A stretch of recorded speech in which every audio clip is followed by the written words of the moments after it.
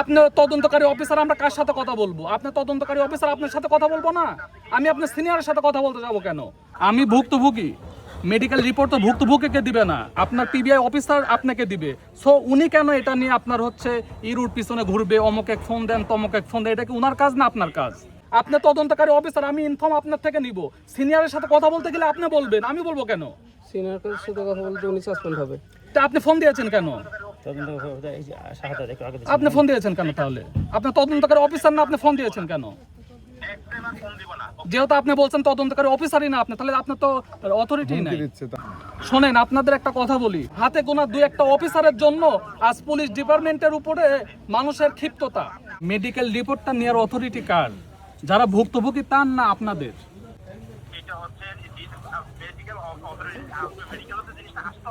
সেটা আমি বুঝলাম, সেটা রাইট আছে। আমি বলি আপনাকে, আমি ভুক্তভোগী, মেডিকেল রিপোর্ট নেওয়ার জন্য মেডিকেলে আমি ফোন দিব না, এটা আপনার দায়িত্ব? আপনি ওনাকে কেন বলছেন?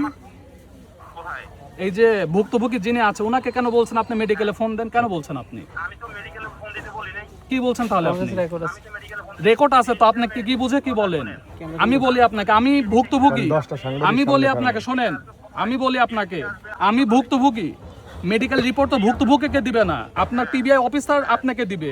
সো উনি কেন এটা নিয়ে আপনার হচ্ছে ইরুর পিছনে ঘুরবে, অমুক এক ফোন দেন, তমক এক ফোন দেন? এটা কি উনার কাজ না আপনার কাজ? 10 জন সাংবাদিকের কাছে রেকর্ড আছে, আপনি বলছেন। আপনি তো কিছুক্ষণ আগে বললেন, জি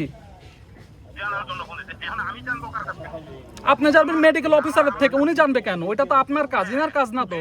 এটা তো ভুক্তভোগী পরিবারের কাজ না। জি জি আপনি কিছুক্ষণ আগে বললেন যে আপনি ফোন দিয়ে শোনেন, কেন উনি শুনবে? এটা তো আপনার অথরিটি, ওনার অথরিটি না তো। মেডিকেল অফিসারকে রিপোর্ট ওনাকে দিবে না আপনাকে দিবে? অফিসিয়ালি কাকে দিবে? কোনো ব্যক্তিকে দিবে না আপনাকে দিবে? জি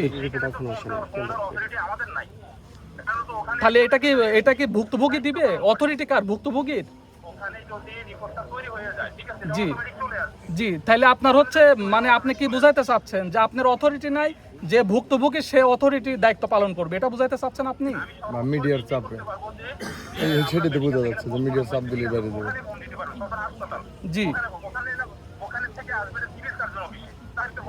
আইনি যত প্রসিডিউর আছে ওইটা মেইনটেনেন্সের অথরিটি আপনার, আর ভুক্তভোগী পরিবার আপনার থেকে ইনফর্ম নিবে যে প্রেজেন্টলি কি অবস্থানে আছে।